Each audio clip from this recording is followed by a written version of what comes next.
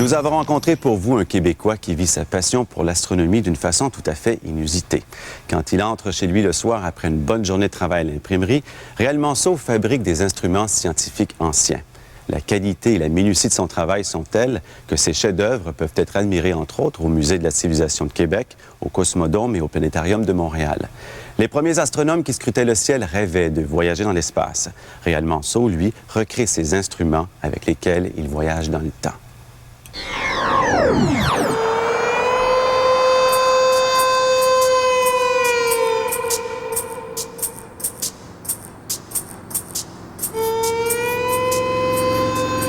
Mon cadran solaire que j'ai installé le 4 septembre 1977, c'est un cadran solaire qui a été fait tout avec des pièces de rebut qui proviennent d'une vieille chaise de dentiste. Puis le bras m'a servi à installer toutes les positions des planètes. Les autos arrêtaient, puis me demandaient quelle sorte de patente que tu as posée dans ton parterre, qu'est-ce que ça mesure, ça fait quoi. C'est un noix qui prend son envol. Un noix qui me permet de lire l'heure avec le soleil.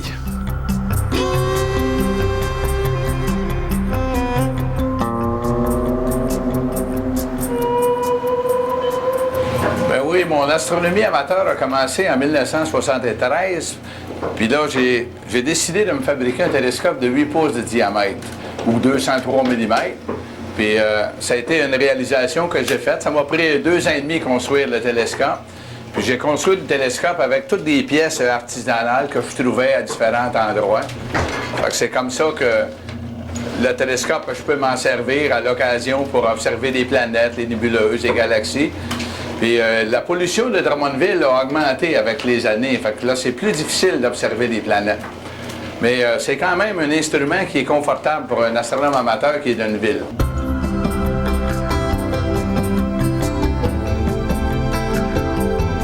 Suite à la fabrication du télescope, on a fondé un club d'astronomie, le club d'astronomie de Drummondville. On a fondé ça en 1976-77. C'est comme ça que le club d'astronomie, ça regroupe une trentaine de membres ici à Drummondville. Une sphère armillaire, c'est un assemblage de bracelets ou de cercles qui représentent des mouvements de la mécanique céleste. Dans le cas de cette sphère que je vais construire, c'est une sphère qui est composée des 2 systèmes du monde, c'est-à-dire un système de Ptolémée avec la Terre au centre du monde, puis les planètes qui tournent autour avec le Soleil, et un système de Copernic avec le Soleil qui est au centre du monde, et à ce moment-là, c'est les planètes qui tournent autour du Soleil. J'ai associé les 2 systèmes pour mettre dans la même sphère, puis être capable, avec cette sphère-là, de représenter tous les mouvements de mécanique céleste, c'est-à-dire les mouvements de rotation des méridiens, de l'équateur céleste, des tropiques, Cancer, Capricorne, toutes les associations de mécanique céleste ou la terminologie qui nous dicte comment le ciel tourne autour de nous autres.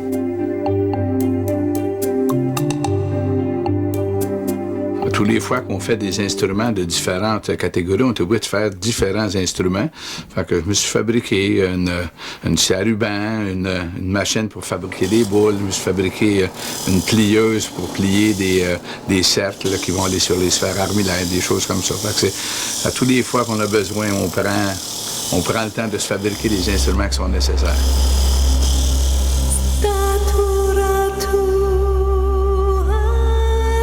La passion d'un astronome amateur peut se communiquer par des recherches. Pour ma part, ce n'est pas les recherches, c'est l'artisanat. Je suis un artisan, je fais de l'artisanat, c'est pour mon plaisir, par amour pour ce hobby-là.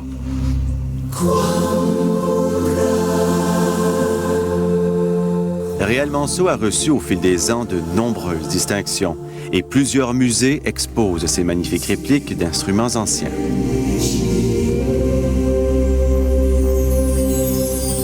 Mes projets de fabrication d'instruments débutent toujours par une photographie que je vais trouver dans un livre ancien ou une documentation. Après ça, je fais des recherches pour trouver l'historique, comment les artisans de l'époque ont fabriqué les instruments, puis toutes les méthodes qu'ils ont prises pour plier ou pour arrondir ou pour polir leurs miroirs de télescope ou toutes des choses comme ça. Fait que c'est suite à la trouvaille d'une gravure ancienne qui montrait quelle couleur était le télescope de Newton, j'ai pu reproduire exactement les couleurs que l'instrument était à l'époque.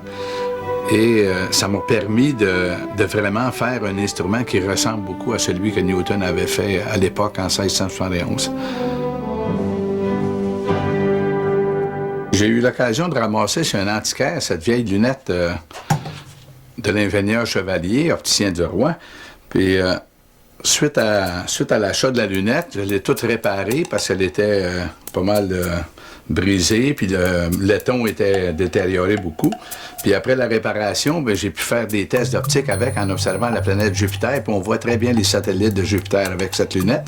Puis ce qui est intéressant, c'est que cette lunette est signée l'ingénieur Chevalier, opticien du roi, donc c'est une lunette qui a été faite juste avant la Révolution française. Depuis l'homme des cavernes, l'homme peut mesurer le temps avec la longueur de son ombre. Puis ce qui est intéressant là-dedans, c'est que quand le soleil est haut, à midi, ton ombre est courte, puis quand le soleil est très baissé à l'horizon, à ce moment-là, on arrive dans les heures du soir, l'ombre est longue. Ça permettait aux personnes qui voyageaient ou qui prenaient des rendez-vous de mesurer à quel temps de la journée on pouvait prendre le rendez-vous selon la longueur de l'ombre de la personne.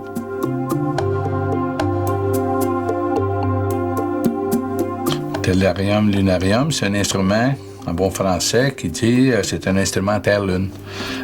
Qu'est-ce que ça représente en réalité? Ça représente le mouvement apparent du Soleil et de la Lune dans la voûte céleste. Le dôme sur le tellurium représente la voûte céleste pour un observateur qui est situé autant à l'équateur comme situé au pôle Nord. À ce moment-là, on peut placer l'instrument en n'importe quelle position. Puis, qu'est-ce qui est avantageux, suite à la recherche que j'ai faite avec tous les plans et la conception de l'instrument, c'est que je suis capable de représenter les levées, les couchers de soleil pour n'importe quelle latitude.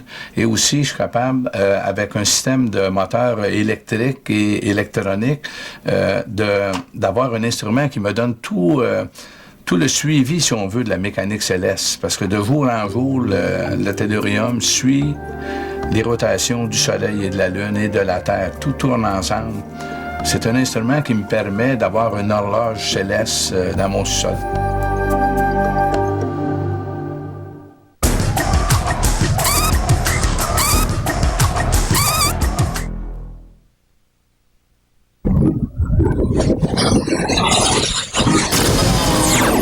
La recherche et l'exactitude qui caractérisent les chefs-d'œuvre de Réal Manceau rendent bien le génie de nos premiers grands astronomes.